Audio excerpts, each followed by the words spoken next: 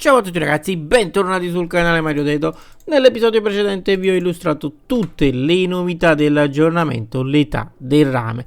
In questo episodio invece vi parlerò solamente del golem di rame. Vedremo tutte le sue caratteristiche, il suo funzionamento ed alcune curiosità molto interessanti. Andiamo ragazzi!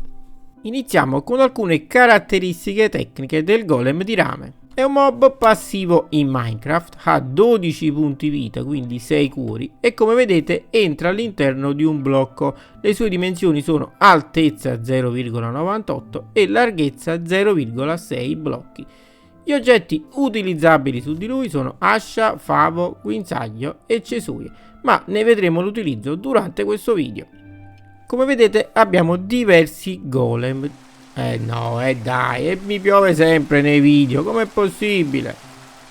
Vabbè ragazzi, userò un barbatrucco e farò smettere di piovere. 1, 2, 3. Ok, la pioggia è andata via. Vi stavo dicendo, abbiamo 4 diversi golem, o meglio, diverse colorazioni che va in base all'ossidazione del rame. Un po' come funziona con i classici blocchi di rame. Abbiamo il classico golem non ossidato, il golem esposto, il golem corroso e quello ossidato. Infine c'è quello che si è trasformato in statua, come vedete non è attivo. Se non viene cerato, un golem di rame ossiderà nel tempo. Come vedete questi sono i suoi livelli di ossidazione, ve li ho messi anche in ordine. Utilizzando il tasto destro del mouse e l'ascia su un nostro golem ossidato o corroso o qualsiasi livello di ossidazione, permetteremo al nostro golem di rientrare, quindi di ritornare ad un livello di ossidazione precedente fino ad arrivare al livello base. Andiamo a fare la prova su questo nostro golem.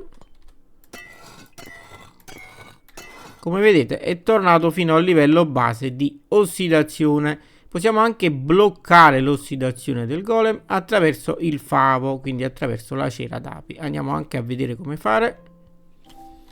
Maiale, stai dando un po' fastidio. Puoi spostarti? È un no? È un sì. Ok. Adesso andrò a creare un golem, ma dopo vi farò vedere anche i metodi per generare il golem. Ok, abbiamo creato un golem e adesso attraverso il favo andiamo a cerare il nostro golem. Quindi abbiamo bloccato il suo livello di ossidazione. Andiamo adesso a vedere cosa succede ad un golem non cerato all'ultimo stadio di ossidazione. Mettiamo anche dei diamanti qui all'interno, così lo facciamo anche un pochettino lavorare. Allora prenderai i diamanti.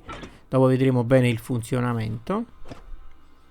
Come vedete il golem è diventato una statua e lascerà cadere gli oggetti che aveva in mano. Questa statua può avere diverse posizioni. Questa qua classica, poi abbiamo questa, questa e questa. Inoltre l'ossidazione del golem porterà a una differenza anche ai suoi occhi. Come vedete la luminosità è leggermente inferiore fino a scomparire nella statua. Sul golem è possibile utilizzare il guinzaglio sia per metterlo ad una staccionata che portarlo in giro. Per generare un golem di rame abbiamo bisogno di un blocco di rame di qualsiasi stadio di ossidazione. Questi inizialmente, quando ho preparato il video, avevano tutti ossidazione diversa, ma con il tempo, come vedete, sono arrivati all'ultimo stadio di ossidazione. Li sostituisco un attimo. Ok. Per generare il golem dobbiamo mettere come ultimo oggetto o una lanterna di zucca o una zucca intagliata o una zucca classica che però dovremo poi intagliare con le cesoie. Allora andiamo a vedere. Lanterna di zucca. Genera il nostro golem. Come vedete al di sotto il blocco di rame diventerà un baule di rame. Naturalmente resterà l'ossidazione. Facciamo con il secondo livello di ossidazione. In questo caso metteremo non la lanterna di zucca ma quella già intagliata. Il risultato sarà lo stesso ma il livello di ossidazione diverso. Qui andremo a mettere invece una zucca classica e utilizzeremo le cesoie per intagliarla. anche in questo caso avremo il nostro golem. Mettiamo anche l'ultimo con l'ultimo livello di ossidazione. Ed ecco i nostri golem. Come vi dicevo, la zucca deve essere l'ultimo blocco da inserire nella ricetta di fabbricazione del nostro golem. Possiamo anche cambiare un pochettino, infatti possiamo mettere la zucca anche sotto o addirittura laterale. Guardate, cosa importantissima, la zucca deve essere ultima cosa da inserire nella ricetta. Un'altra piccola cosa da vedere, allora facciamo un pochettino qua di pulizia utilizzando un blocco cerato. Facciamo ad esempio questo qua, andiamo a metterci la cera, poi sopra mettiamo la zucca. Avremo il nostro golem, ma non sarà cerato, quindi si ossiderà normalmente. L'ultima differenza che possiamo vedere è quando invece di generare noi il golem andremo ad utilizzare l'uovo. In questo caso andiamo a metterlo qui. Il golem non avrà il suo baule in quanto l'abbiamo noi generato con l'uovo, e un'altra differenza è che lo stadio di ossidazione partirà sempre dal primo, quindi non possiamo noi scegliere poi il livello di ossidazione durante la generazione del nostro golem. All'uccisione prendiamo un attimo questa bellissima spada.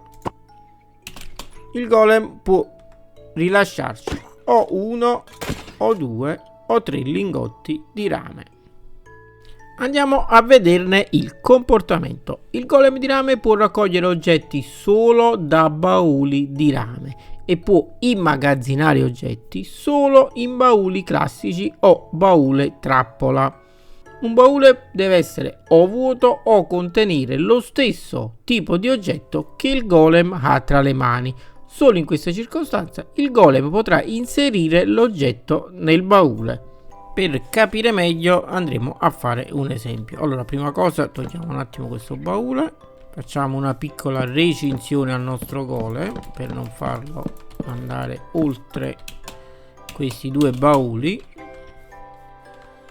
Andiamo a mettere nel baule classico delle mele e nel baule di rame dei diamanti.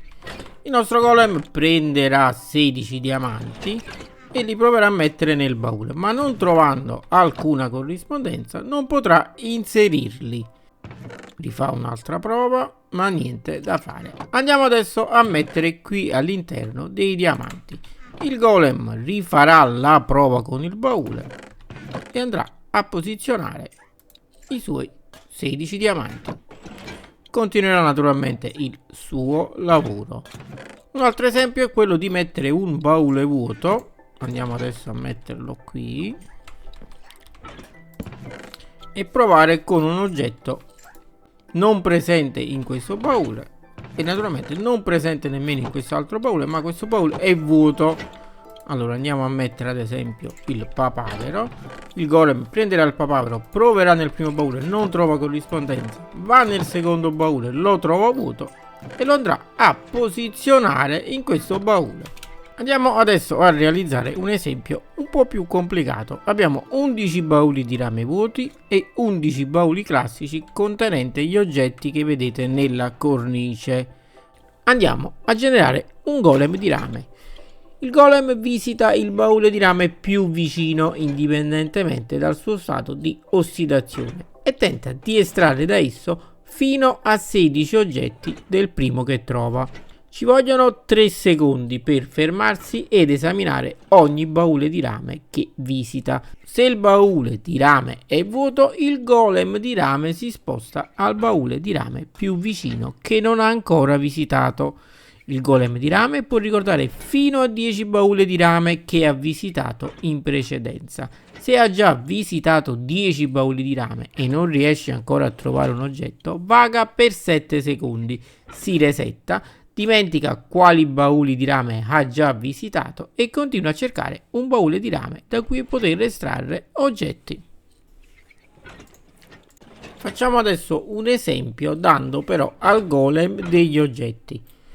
Il funzionamento di inserimento è simile a quello visto precedentemente per prelevare l'oggetto dal baule di rame, ma questa volta farà visita ai bauli classici. Anche in questo caso 3 secondi a ogni baule, fino a 10 bauli visitati, fino a quando non troverà l'oggetto. Poi ci sarà il classico reset e ricomincerà a visitare altri bauli.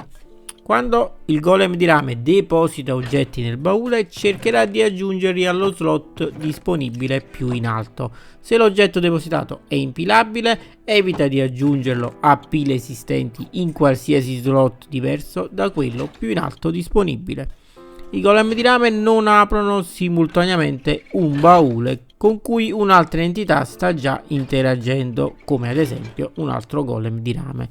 I golem cercano bauli e bauli di rame in un'area cubica 65-17x65. Andiamo a vedere adesso alcune curiosità. Quando sono inattivi, i golem di rame vagano senza meta, evitando ostacoli e pericoli ambientali. Occasionalmente girano la testa o fissano i giocatori.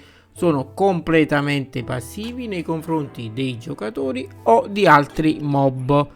Inoltre corrono in preda al panico se attaccati.